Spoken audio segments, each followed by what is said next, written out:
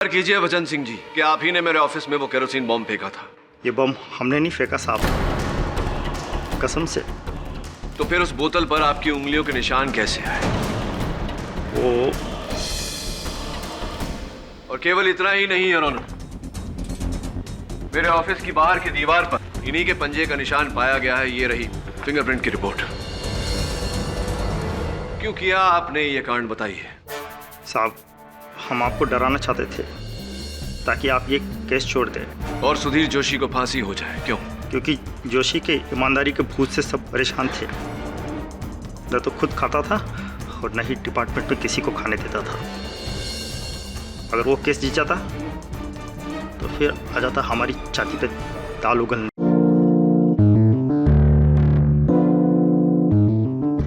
मैं चाहता हूं कि सुधीर जोशी का केस तुम लड़ो, पब्लिक प्रोसिक्यूटर बनकर सरकार की तरफ से। मिस्टर नटराजन ने आपके हाथों में केरोसिन से भरी बोतल देखी। मिस्टर शास्त्री ने आपके हाथों में लाइटर देखा।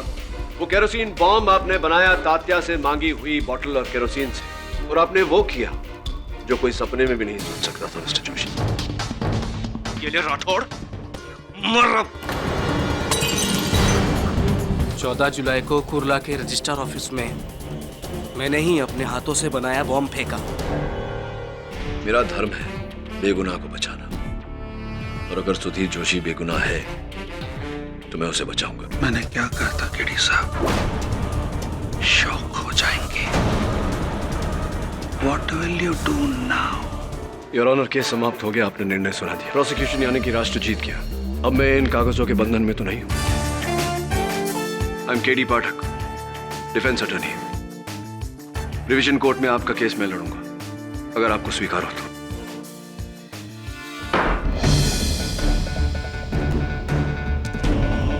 कुछ करो सूरी साहब, कुछ करो। अब तक तो पचोरी की वजह से आपको और मारे को कटघरे में नहीं आना पड़ा, पर अब ये केडी हमें अदालत में जरूर घसीटेगा। और एक बात सुन लो, अगर मेरी पोल खुली ना तो मैं आपका नाम भी ले दूंगा। दोनों भाई फंसेंगे। केडी का कोई इलाज करना होगा। सांप के बिल में हाथ डाला है उसने। ऐसा जहर चढ़ाऊंगा कि पूरी जिंदगी उतार नहीं पाएगा। अरे क्या हुआ भजनलाल, खाना क्यों नहीं खाता? इस ससुरा केडी पाठक भी ना, एक हरिश्चंद्र कम था दुनिया में जो दूसरा आ गया। कुछ तो करना पड़ेगा।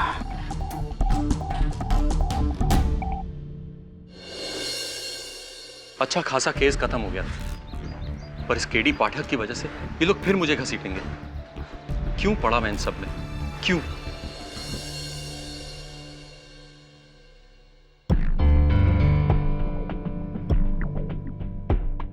Hello बोइडे sir.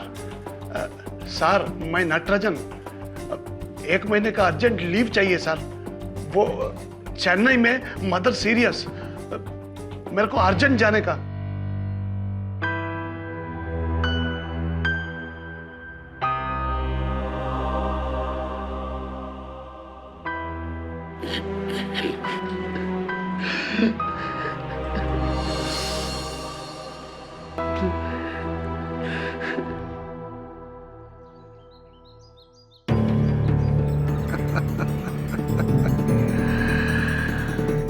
आगे जाके लड़ना हैगा केडी साहब,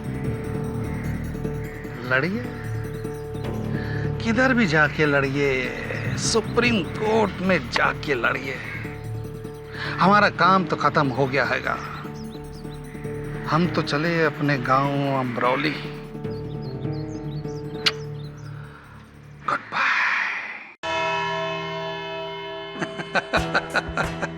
अरे पाठक साहब, हमको यहाँ क्यों बुलाया हैगा? हाँ? वो सारा का सारा केस तो खत्म हो गया हैगा। हमारा काम तो खत्म हो गया हैगा। हम तो अपने गांव अमरोली जा रहे हैंगे। हाँ, अगर आपने ये केस पहले ठीक तरह से लड़ा होता तो शायद आप आज अमरोली जा रहे होते, यहाँ न खड़े होते।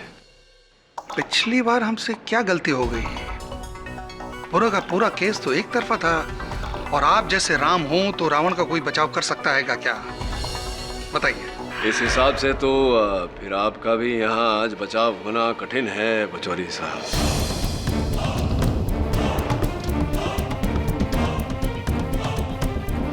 समझा नहीं। समझाता हूँ ना, ये देखिए, रजिस्ट्री आपके नाम की अमरौली में जो जमीन का टुकड़ा आपने खरीदा, 2 दिन पहले ही रजिस्ट्री हुई है इसकी। हाँ, तो खेती बाड़ी के लिए रिटायरमेंट प्लान अच्छा है, इन्वेस्टमेंट भी अच्छा है। तो कितने रुपए दिए आपने इसके? 12.5 लाख रुपए। 3.5 लाख रुपए। क्यों झूठ बोल रहे हैं आप? श्यामलाल बिश्त जी जिनसे आपने ये जमीन खरीदी, उनका लिखित बयान जज साहब की मेज पर रखा हुआ है, जिसमें ये लिखा हुआ है कि आपने 12.5 लाख नकद कैश देकर ये जमीन उनसे खरीदी।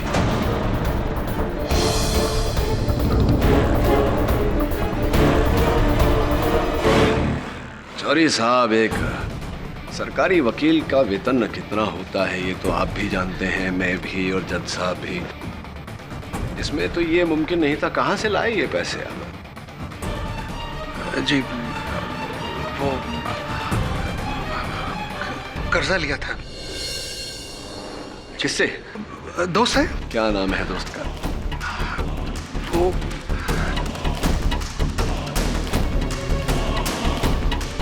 पंकज पंचामिया। फोन लगाइए उन्हें, नंबर तो होगा आपके पास। अरे फोन लगाइए ना, इतना दिलदार दोस्त आपका 12.5 लाख रुपए आपको यूं ही दे दिए और फोन नंबर नहीं दिया। हाँ लगाइए, निकालिए, कहाँ है फोन? निकालिए, अरे निकालिए, अरे निकालिए, लगाइए। पंकज पंचमिया, मैं नंबर ढूंढ दूं आपको? नहीं। हाँ ये लीजिए, डायल किया। बात करिए, धन्यवाद करिए पैसों के लिए।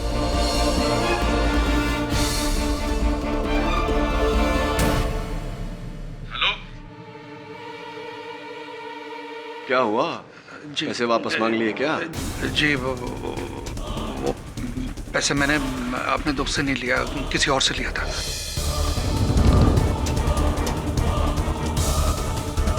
अच्छा, किसी और से लिया? किससे लिया आपने? किससे लिए पचौरी साहब? किससे लिए पैसे आपने? बिल्डर सूरी साहब से।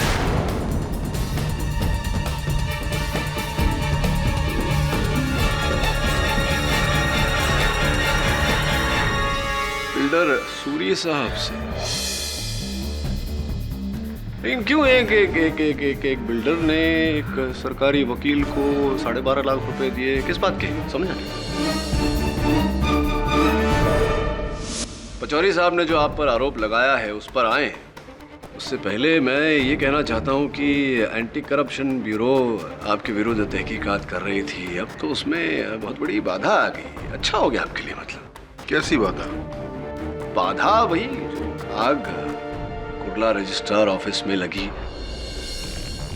सुना है कि वहां आपके विरुद्ध जो आपकी प्रॉपर्टी के कागजात थे वो तो सारे जलकर राख हो गए। न रही बांस न बजेगी बांसुरी। आपका तो स्थिति अच्छी हो गई।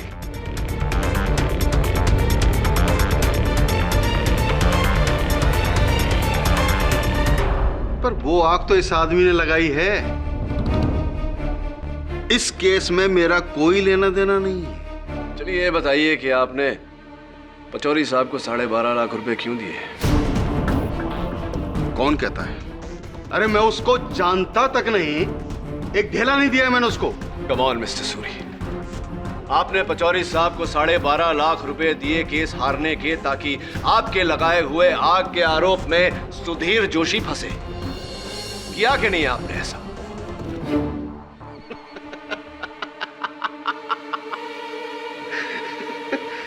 कुछ भी बोले जा रहे हैं केडी साहब।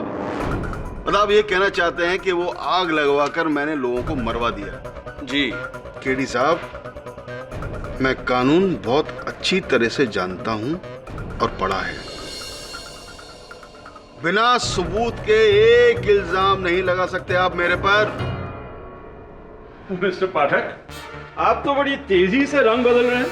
भूल गए कि आप ही ने मिस्टर जोशी के खिलाफ सबूतों और गवाहों की लंबी लिस्ट खड़ी की है, जिसकी वजह से फांसी के फंदे से बचेंगे नहीं है। फंदा तो मुझे इस केस पर लगता नजर आ रहा है दुबास sir. Please take a seat, allow me to explain. जी सर, मैंने मिस्टर जोशी के हाथ से वो लाइटर गिरते हुए देखा था।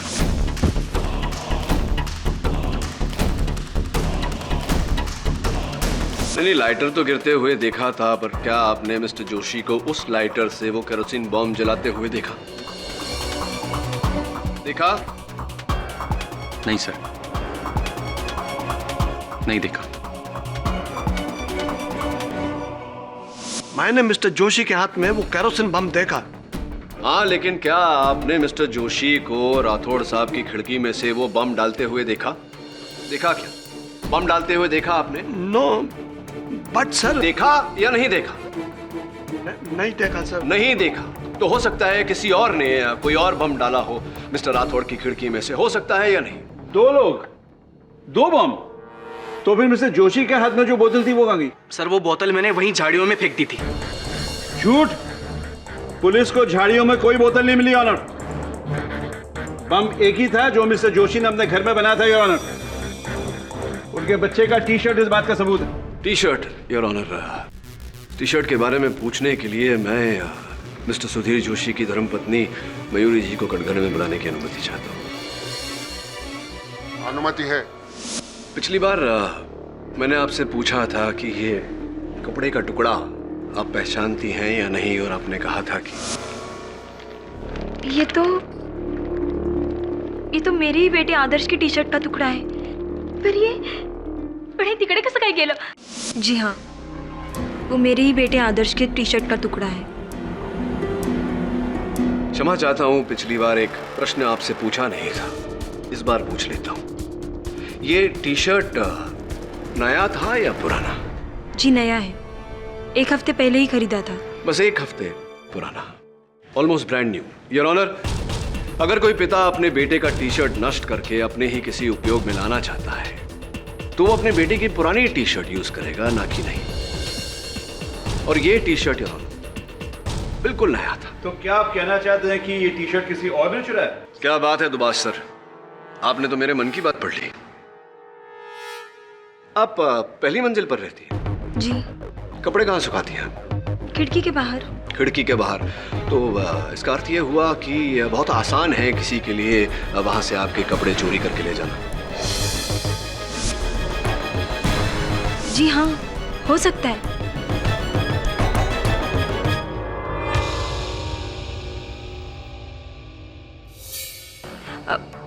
वो थैली और टी शर्ट मैंने एक ही दिन धोए थे और वो गायब भी हुए थे। और वो बोतल जिसमें केरोसिन था वो तो मिस्टर जोशी ने खुद तात्या से मांगी थी ना? आपके पास मिट्टी का तेल है क्या? मिट्टी का तेल मतलब घासलेट? हाँ हाँ हाँ, और अगर कोई पुरानी बोतल हो ना तो वो भी चाहिए। अच्छा हुआ आपने तात्या की याद दिला दी मुझे। पिछली बार उनसे वार्तालाप अधूरी रह गई थी, इस बार पूरी कर लेते हैं। तात्या जी, आपसे पिछली बार मैंने पूछा था कि सब जरा जोर से बोले। पिछली बार मैंने आपसे पूछा था आपकी आंखों के बारे में। आपकी आंखों की रोशनी कम हो गई है, ठीक से दिखता नहीं है आपको, राइट? याद है आपको? हाँ याद है, मगर साहब मुझे तो साफ साफ दिखाई देता है। साफ साफ दिखता है? नहीं तात्या जी, आपको साफ साफ नहीं दिखता। अंधेरे में तो आपको कुछ भी नहीं दिखता। इसीलिए उस रात को जो व्यक्ति केरोसिन और बोतल मांगने आया था आपके पास, आपने सुधीर जोशी समझ के उसे गलत पहचाना है। साहब, आप कौन होते हो ये बोलने वाले कि मेरे को अंधेरे में साफ दिखाई नहीं देता? वो जो अंधेरे में साफ दिखाई देता है, रॉकेट लेने ये सुधीर ही आया था। अच्छा जी। तो चलिए साबित करिए। योर ऑनर, मैं अदालत से दरख्वास्त करता हूं कि कुछ समय तक अदालत की बत्तियां बंद कर दी जाए। Permission granted. Thank you your honour. Lights off please. आइए।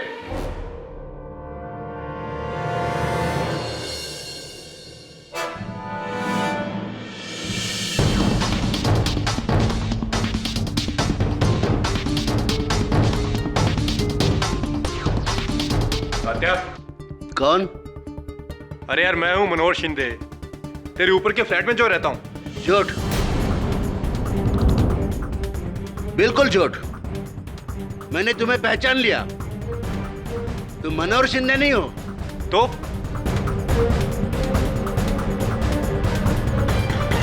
तुम वही पुलिस इंस्पेक्टर हो जिसने सुधीर को गिरफ्तार किया था। मैं तुम्हारा चेहरा साफ साफ देख सकता हूं। तुम हो inspector Dave.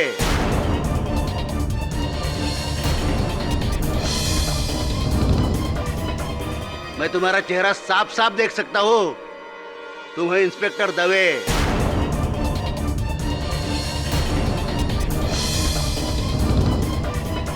Lights on please. Thank you mister Pathak for your experiment. Tatya ने जब 15 फुट दूरी से अंधेरे में इंस्पेक्टर दवे को पहचान लिया तो उस रात अपने घर के दरवाजे पे 2 फुट की दूरी पे क्या वो मिस्टर जोशी को नहीं पहचान पाते?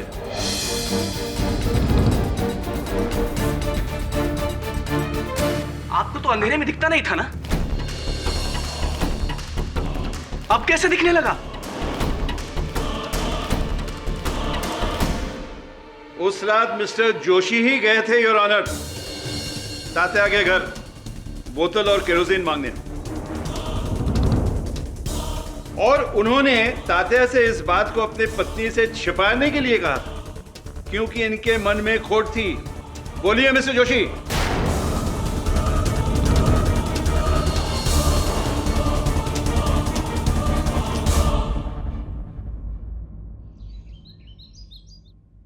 केरोसिन। उस रात सिर्फ 3 फुट की दूरी से तात्या मुझे नहीं पहचान सके थे, सिर्फ 3 फुट। स्लेट। और कल अचानक उनकी आंखें इतनी तेज हो गई कि इतनी दूरी से उन्होंने इंस्पेक्टर दवे का बैच पढ़ लिया। रॉकेल। ऐसा कैसे हो सकता है? ये तो कोई चमत्कार है। मिट्टी का तेल। केरोसिन को अलग अलग नामों से बुलाया जाता है। महाराष्ट्र में उसे घासलेट या रॉकेल।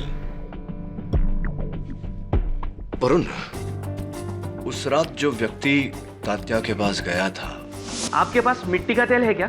मिट्टी का तेल मतलब घासलेट।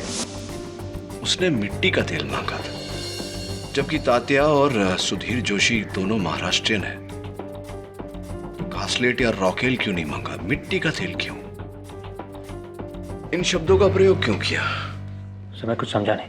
इसका अर्थ यह हुआ कि जो व्यक्ति सुधीर जोशी का रूप लेकर गया था वो मराठी नहीं है।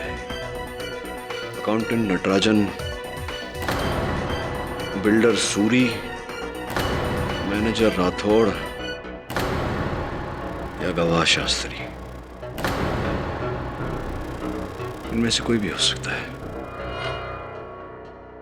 Anything is possible.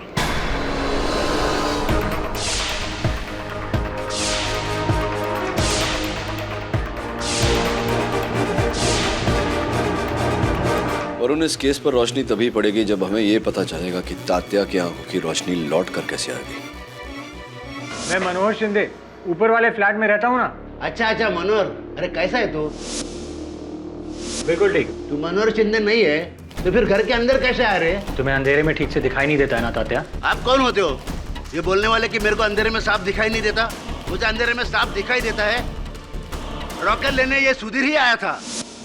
मैं उससे मिलता हूँ, शायद कुछ पता चल जाए। या डू दैट। Right sir.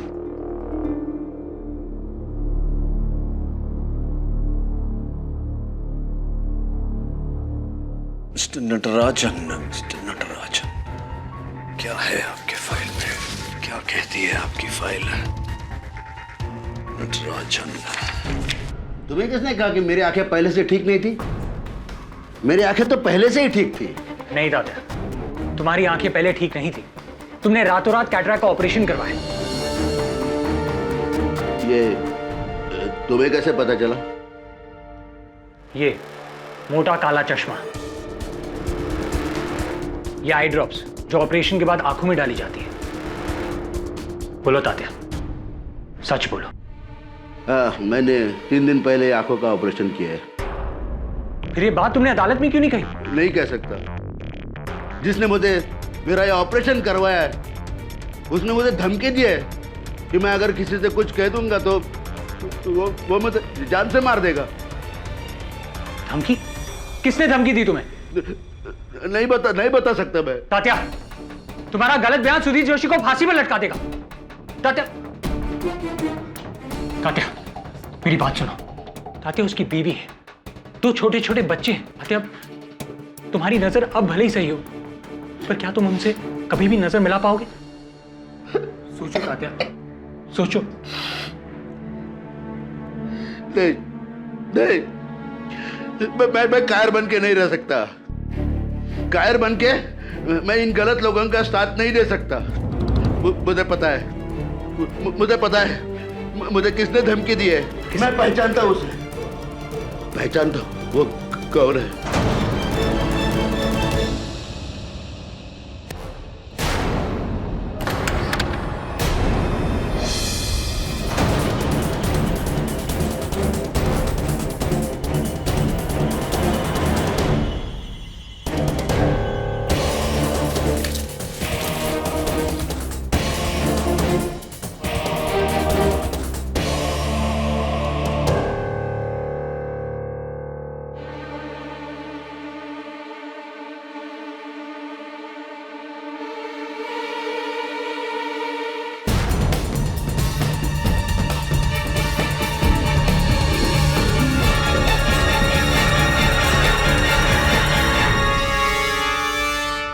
स्वीकार कीजिए वचन सिंह जी कि आप ही ने मेरे ऑफिस में वो केरोसिन बॉम्ब फेंका था। ये बम हमने नहीं फेंका साहब, कसम से। तो फिर उस बोतल पर आपकी उंगलियों के निशान कैसे आए? वो और केवल इतना ही नहीं योर ऑनर, मेरे ऑफिस की बाहर की दीवार पर इन्हीं के पंजे का निशान पाया गया है। ये रही फिंगरप्रिंट की रिपोर्ट। क्यों किया आपने ये कांड, बताइए। साहब हम आपको डराना चाहते थे ताकि आप ये केस छोड़ दें और सुधीर जोशी को फांसी हो जाए। क्यों? क्योंकि जोशी के ईमानदारी के भूत से सब परेशान थे। न तो खुद खाता था और न ही डिपार्टमेंट में किसी को खाने देता था। अगर वो केस जीत जाता तो फिर आ जाता हमारी छाती पे दाल उगलने। तो इसीलिए आपने अपने ही कार्यालय में आग लगाई और सुधीर को फंसाया? नहीं साहब, उस दिन मैं छुट्टी में था, मैं ऑफिस आया नहीं था। हमने नहीं लगाई थी वो आग। लेकिन तात्या के घर तो तुम ही गए थे वो केरोसिन और बोतल लेने। नहीं साहब, वो घासलेट मैंने नहीं लिया था, वो किसी और ने लिया होगा। वही जिसने रजिस्ट्रार ऑफिस में आग लगाई और जिसने हमें भेजा आपके ऑफिस में आग लगाने को। अच्छा, किसने भेजा आपको? जिसके लिए हम काम करते थे, मिस्टर राठौड़।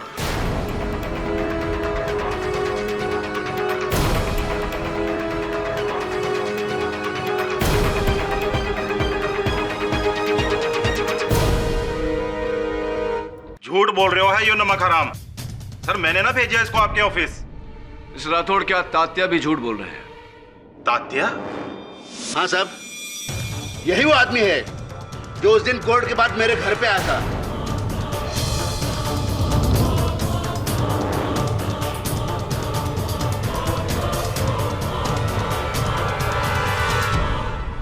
केड़ी को पता चल गया है कि तेरी आंखें कमजोर हैं बुड्ढे, और उस रात को तूने जोशी को नहीं किसी और को देखा था। इससे पहले कि अगली पेशी में ये बात वो सबके सामने उठाए,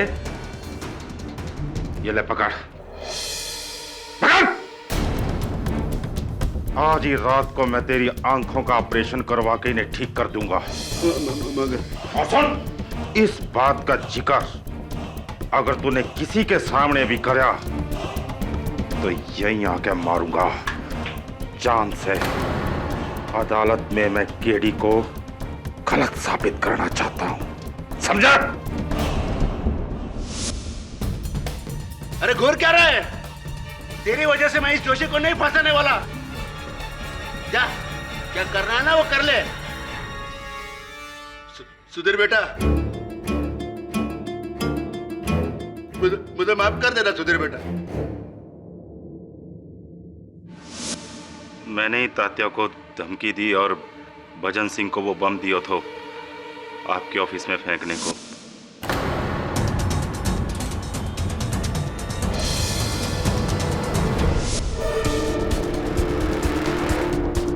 क्योंकि मैं चाहता था कि किसी भी तरह यह आग का केस जोशी पे टिका रहे, क्योंकि अगर ये केस उससे हटता तो बात माथे पे आ जाती।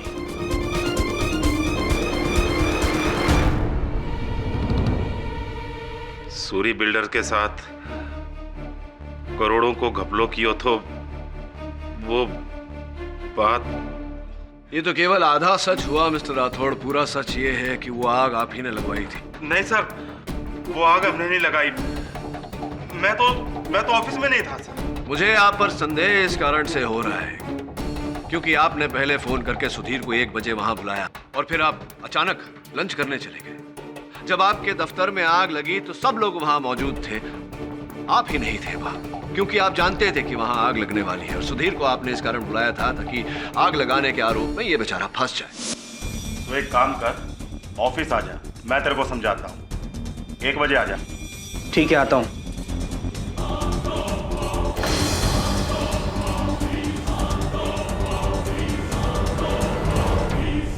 नहीं सर, मैं सच्ची में लंच पे लेट हो गया था और मारे को तो पता नहीं था कि सुधीर ऑफिस आने वाला है। झूठ मत बोलिए मिस्टर राठौड़।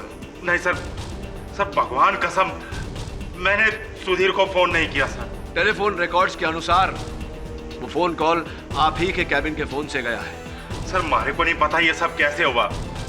किसी और ने किया होगा मेरी टेबल से जब मैं ऑफिस में नहीं था। लेकिन तात्या के घर तो आप ही गए थे वो केरोसिन और बोतल लेने। नहीं सर, तात्या के घर मैंने गया घास लेट लेने। कोई और होगा सर। ये जोशी होगा। मारे को पता था कि ये आग का बिल मारे नाम पे ही फटेगा। सूरी, ये सब तेरी वजह से हो रहा है और अगर मैं फंसूंगा ना तो तेरे को भी नहीं छोड़ूंगा मैं। राठौर, अपने गुनाहों में मुझे मत फंसा। मिस्टर सूरी, आप बैठ जाइए। मेरा गुनाह दिखाऊं अदालत को? तेरे जाली एग्रीमेंट की डुप्लीकेट कॉपी दिखाऊं? मिस्टर सूरी, अब भ्रष्टाचार के आरोप से तो आप बच नहीं सकते और ये रजिस्ट्रार ऑफिस में आग लगाने का आरोप जो आप पर... सर, मैंने आग नहीं लगाई है। मैं मानता हूँ कि राठौर के साथ मिलकर करोड़ों के कागजात का घपला मैंने किया है, पर वो कागज मैंने नहीं जलवाए। हाँ, मैं मौके का फायदा जरूर उठा रहा था, पर वो आग मैंने नहीं लगवाई है। मैंने आग नहीं लगाई। घर वो केरोसिन मैं नहीं था और नहीं राठौर। मुझे लगता है कि वो नटराजन था।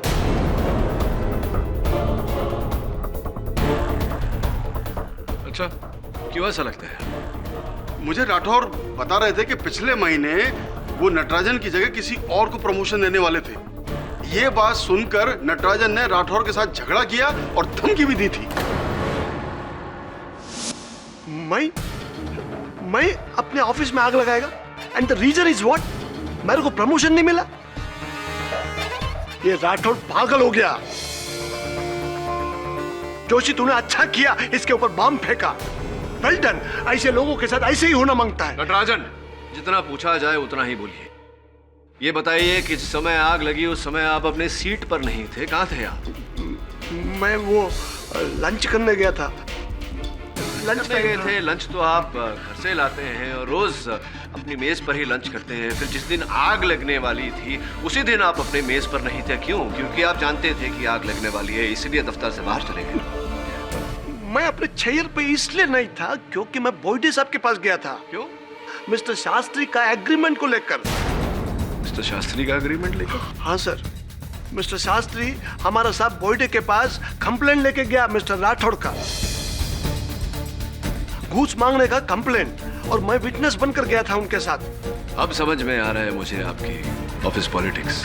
कहीं ऐसा तो नहीं कि राठौड़ साहब से बदला लेने के लिए आपने अपने दफ्तर में आग लगाई हो? तात्या के घर से वो बोतल, और क्या था बोतल में? केरोसिन। नो, मैंने आग नहीं लगाया सर, आपको गलतफहमी है। मैं तो बोइडे साहब के पास में था और आप मिस्टर शास्त्री से पूछ लो, वो सुबह से उस दिन हमारे ऑफिस में ही थे। मैं आग नहीं लगाया सर।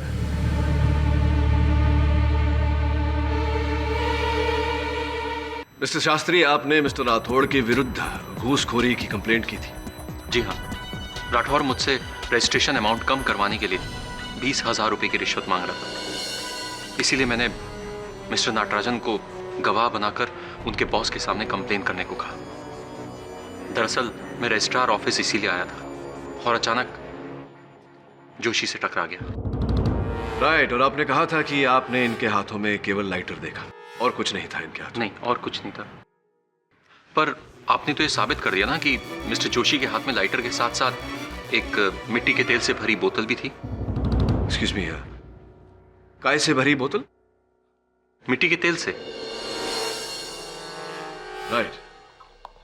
मिस्टर शास्त्री, नटराजन साहब का कहना है कि आप सुबह से वहीं थे रजिस्ट्रार ऑफिस में। कहाँ बैठे थे आप? मिस्टर राठौड़ की टेबल पर? हाँ जी। फिर तो उनकी टेबल पर रखा हुआ फोन आपके हाथों के बिल्कुल करीब रहा होगा। जी, तो इसका अर्थ यह होता है कि आप ही ने सुधीर जोशी को फोन करके वहां बुलाया।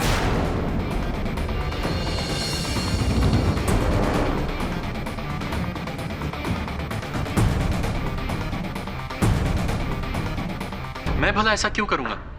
मैं तो मिस्टर जोशी को जानता तक नहीं। मेरी उनसे क्या दुश्मनी? हाँ, लेकिन मिस्टर राठौड़ से तो दुश्मनी थी आपकी। देखिए, मैंने उस टेबल से किसी को भी फोन नहीं किया। मिस्टर शास्त्री, रजिस्ट्रार ऑफिस में आग आप ही ने लगाई और आप ही ने सुधीर जोशी को फंसाया है। कबूल कीजिए। किस बिना पर मिस्टर पाठक?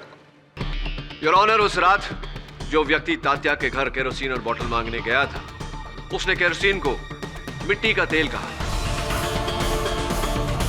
योर ऑनर, यहां मुंबई में बहुत कम लोग हैं जो केरोसिन के लिए मिट्टी के तेल शब्द का इस्तेमाल करते हैं। यहां रॉकेल या फिर घासलेट का ज्यादा प्रयोग होता है। हमारे किसी भी गवाह ने मिट्टी का तेल नहीं कहा सिवाय मिस्टर शास्त्री के। हो, तो क्योंकि मैंने केरोसिन को मिट्टी का तेल बोला तो आप मुझे विलन बना देंगे? सीरियसली मिस्टर पाठक, इतनी सी बात पर आप इन पर इतना बड़ा शक कर बैठे? हर बड़ी बात इतनी ही बात से ही शुरू होती है दुबास सर। बूंद बूंद से सागर बनता है। मिस्टर शास्त्री वही व्यक्ति है जो तात्या के घर गए थे। This is crazy. मैं मिस्टर सुधीर जोशी को नहीं जानता तो तात्या को कहां से जानूंगा? ना तो मैं उस बिल्डिंग में गया और ना उस घर में। मिस्टर शास्त्री, आप तात्या राव के घर केरोसिन और बोतल लेने गए थे। आपको वहां किसी ने देखा है। मिस्टर सुधीर जोशी के बेटे ने हमें बताया कि आप ही थे। आप ही थे।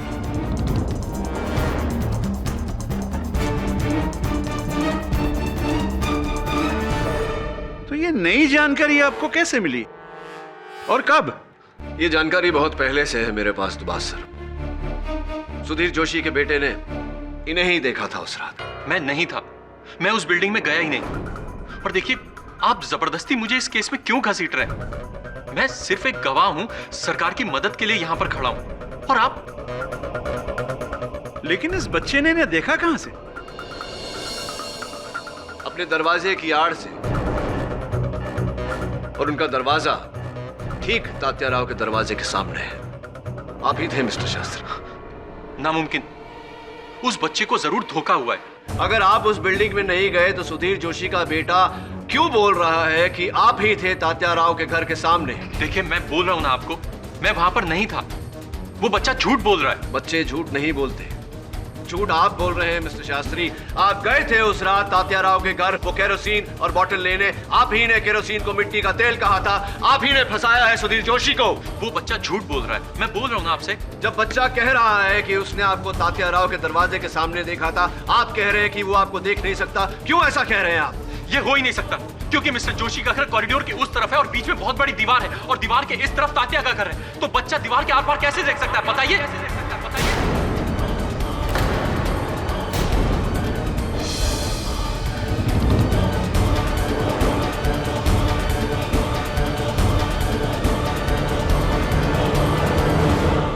सही कहा आपने मिस्टर शास्त्री। कोई भी दीवार के आर पार नहीं देख सकता, लेकिन ये दीवार जो आपने इस केस के सामने खड़ी की थी, उसके आर पार अभी अदालत साफ साफ देख पा रही है। कृपया कर अदालत को बताइए कि जब आप तात्या राव को जानते ही नहीं थे, सुधीर जोशी को जानते ही नहीं थे, उनके बिल्डिंग में कभी गए ही नहीं थे, तो फिर आपको कैसे पता कि सुधीर जोशी का घर कॉरिडोर के कोने में है और उसके दरवाजे और तात्या राव के दरवाजे के बीच दीवार है? क्या लगता है आपको फंस चुके हैं आप? आपको इकबाल जुर्म करना चाहिए या आगे भी साबित करो?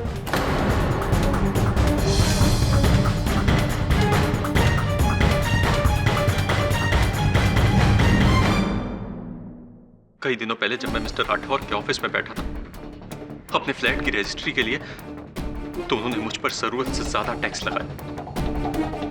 जब मैंने एतराज किया तो उन्होंने मुझे धुतकार दिया। उसी समय मिस्टर जोशी वहां पर आए थे। वो मैं ही था जिसे राठौर ने ऑफिस से बाहर जाने के लिए कहा था।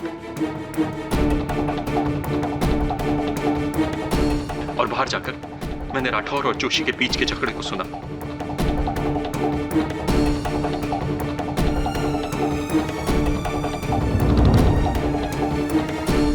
उसके बाद जब राठौर ने मुझे फोन करके रिश्वत मांगी तो मेरा खून खौल गया। देख भाई, अगर तू अपनी रजिस्ट्रेशन और स्टैम्प ड्यूटी में कुछ कम करवाना चाहता है तो तेरे को खर्चा तो करना पड़ेगा।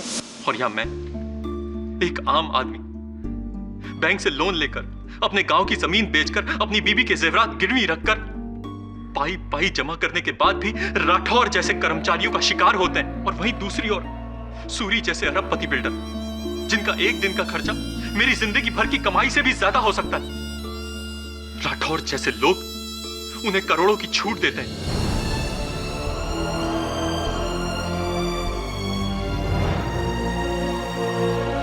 कब तक एक आम आदमी अमीरों और भ्रष्टाचारियों के बीच पिसता रहेगा? मेरे सब्र का बांध टूट गया और फिर मैंने फैसला किया कि मैं राठौर और उसके सिस्टम से बदला लूंगा। और मैंने एक प्लान बनाया। राठौर और जोशी की लड़ाई का फायदा उठाकर मैं कई दिनों तक जोशी का पीछा करता रहा। उसके घर, उसके पड़ोसियों के बारे में जानकारी हासिल की। वहीं से मुझे पता चला कि तात्या को रात को दिखाई नहीं देता। वो मैं ही था जो उस रात तात्या के घर में जाकर उनसे बोतल और मिट्टी का तेल मांगा।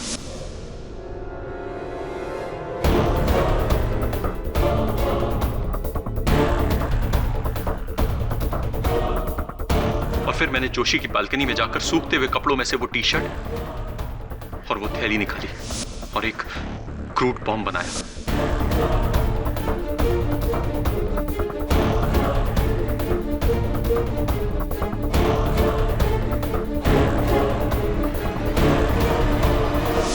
वो मैं ही था जिसने राठौर की टेबल से उसकी आवाज में जोशी को फोन करके वहां बुलाया।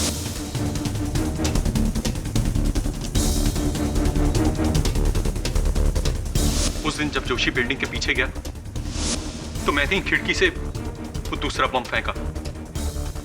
धमाका हुआ और जोशी वहां से भागा। मैं जानबूझकर जोशी से टकराया ताकि उसके खिलाफ गवाह बन सकूं। और फिर झाड़ियों में पड़ी उस बोतल को भी मैंने गायब कर दिया।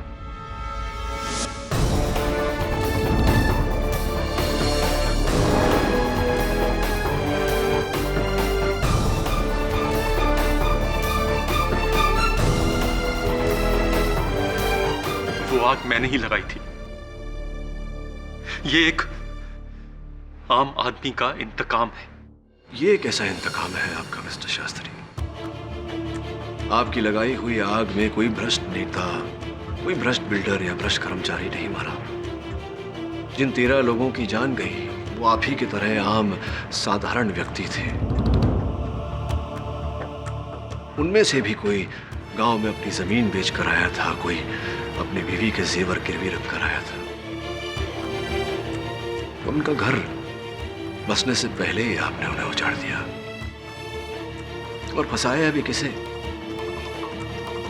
आप ही की तरह एक साधारण ईमानदार सज्जन Sudhir Joshi.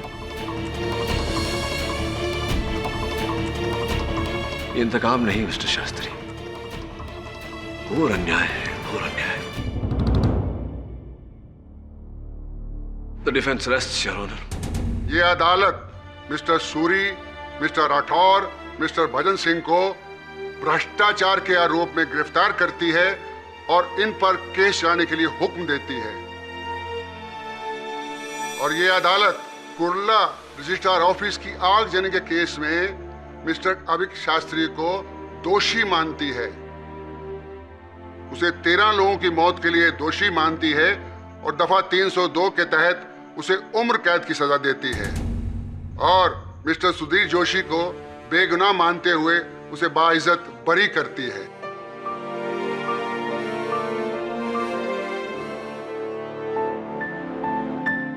Case is closed.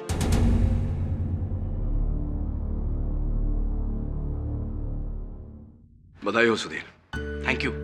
जब तक आप जैसे वकील हैं मिस्टर पाठक, मेरा इस समाज पे विश्वास कायम रहेगा। हम आपका शुक्रिया अदा कैसे करें सर? भ्रष्टाचार के विरुद्ध अपनी ये जंग जारी रखकर